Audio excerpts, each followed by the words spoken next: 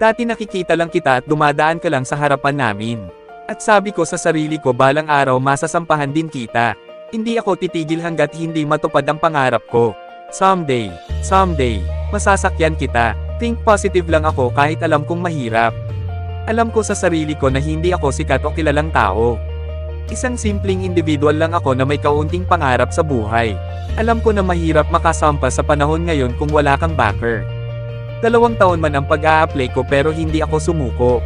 Dahil alam ko ang pagsuko sa buhay hindi ito ang dahilan para matupad ang pangarap. Kundi lalo akong nagporsige kahit walang backer. Marami ding shipping company akong pinasukan pero minsan hanggang pintuan lang. Dahil sa cadet at guard rejected agad-agad ako. Dahil unang pag-apply ko, inanapan agad ako ng backer o experience. Dahil sa wala akong backer at experience, umalis ako na may lungkot sa aking puso. Pero hindi pa rin ako sumuko na mag-ikot-ikot para maghanap ng company na tumatanggap ng walang experience.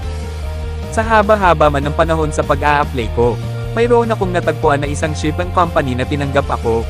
Hindi dahil sa may backer ako, hindi dahil sa magaling ako, hindi dahil sa kilala ako, kundi dahil naawa na rin siguro sila sa akin dahil sa pabalik-balik ako kahit alam kong hindi sila interesado sa akin.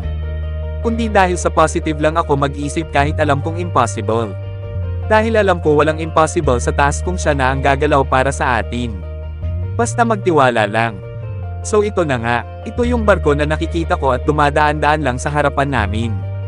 Dati sinabi ko sa sarili ko masasampahan din kita, pero hindi ko alam kung paano. Basta sabi ko lang masasampahan kita.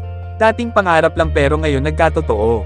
Hindi lang ako nakasampa sa barkong ito, kundi isa na ako sa mga crew nito.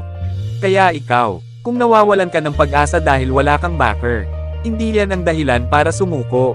Yan ang dahilan para lalo mong ituloy ang pag-apply mo. Nasimulan mo na yan kaya dapat mong tapusin.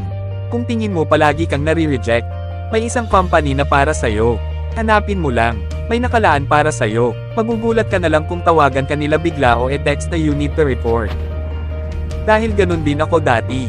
Tinawagan ako na for medical na agad.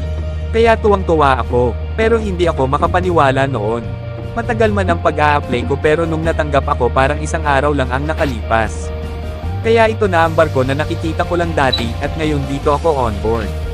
Kung dati nangarap lang ako at nagkatotoo paano pa kaya ikaw? Wala namang pinag-iba sa atin.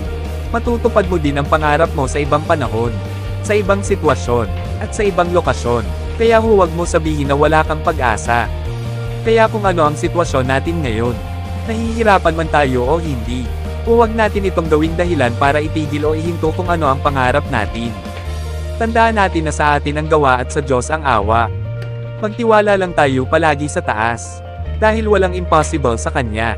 Kung siya na mismo ang gagawa ng paraan para sa atin, ilalagay niya tayo sa sitwasyon na hindi tayo mahihirapan. Kaya ito lang ang masasabi ko sa'yo. Ipagpasalamat natin sa may kapal kung ano ang sitwasyon na meron tayo ngayon. Dahil may plano siya na mas the best para sa'yo at para sa akin. Kaya kung bago ka lang sa channel ko, paki-like and subscribe naman kung hindi ka pa taken. Salamat!